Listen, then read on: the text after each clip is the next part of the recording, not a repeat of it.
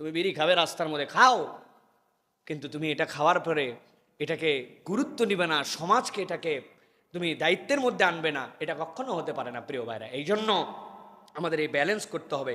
এটার নাম লজ্জা।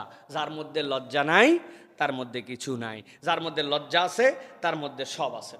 আমার শরীর আমার মতো চলতে পারি, একদল বেরোইছে না ভাই এরকম কথাবার্তা বলালো, হ্যাঁ আমার বিড়ি আমি খাইতে পারি, কোথায় খাবো আর কোথায় না খাবো তুমি বলার কে, তাই না প্রিয় ভাইরা?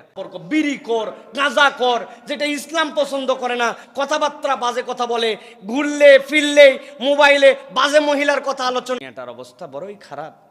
ভালো মানুষ আর নাই, আরে আফসোস মুরব্বীর, ভালো মানুষ আর নাই। আমি বললাম চাচা ভালো মানুষ নাই বুঝলাম, কিন্তু আপনি ভালো হলে। আর আমার আল্লাহ নারীদের ইজ্জত দিয়ে 1450 বছর আগে ওইটাকে হারাম করে দিয়ে গেছেন।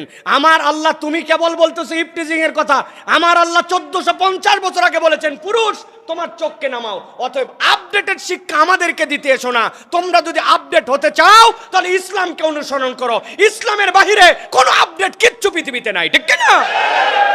আল্লাহর বিধানকে স্বীকার করে নাই, আল্লাহ যা বলেছেন সেটা মানে ওই সত্যবাদী না করে। আল্লাহ বলছেন কুনু মা সাদিকিন, সত্যবাদীর সাথে তুমি সম্পর্কিত হও। সাদিকিন মানে কেবল মুখ দিয়ে সত্য কথা বলে এটা না। সবচেয়ে বড় সত্য কোনটা? আল্লাহর বিধানকে স্বীকার করে নাই, আল্লাহ যা বলেছেন সেটা মানে ওই সত্যবাদী।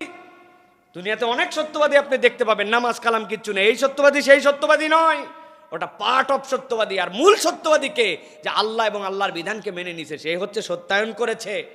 অতএব প্রিয় ভাইয়েরা, বাজে মানুষের সাথে ঘুরবো, বাজে সংস্রব বাদ দেই নাই। আবার আমি মনে করতেছি আমি সিয়ামকারী, আমার সিয়াম হচ্ছে না প্রিয় ভাইয়েরা। সিয়াম আমাকে শিখাচ্ছে যে আপনাকে সত্যবাদীর সাথে সম্পর্কশীল হতে হবে। পারবো তো ইনশাআল্লাহ?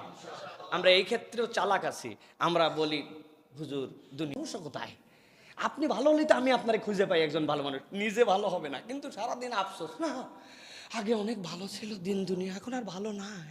আছে না এরকম? এটা একটা ভণ্ডামো। আপনি নিজে ভালো হই, আমি নিজে ভালো হই, তাহলেই তার একজন ভালো মানুষ খুঁজে পায়। আপনি খালি ভালো মানুষ খোঁজেন কেন? নিজে ভালো হতে মন চায় না কেন আপনার? আল্লাহ আমাদেরকে নিজেদেরকে ভালো হওয়ার তৌফিক দান করেন। 11 নম্বর, লজ্জা ইমানদারদের জীবনের অন্যতম শ্রেষ্ঠ একটা গুণাগুণ। আল্লাহ রাব্বুল আমিন বলছেন কুল্লিল মুমিনিনা ইয়াকুদ্দু মিন আবসারিহিম ওয়া ইয়াহফাজু ফুরুজাহুম যালিকা আযকা লাহুম ইন্নাল্লাহা খাবীরুম বিমা ইয়াসনাউন। আল্লাহ বলছেন ইমানদারদেরকে দায়িত্ব দিলাম চোখগুলো নামায় ফেলো আর তোমার লজ্জাস্থানকে হেফাজত করো।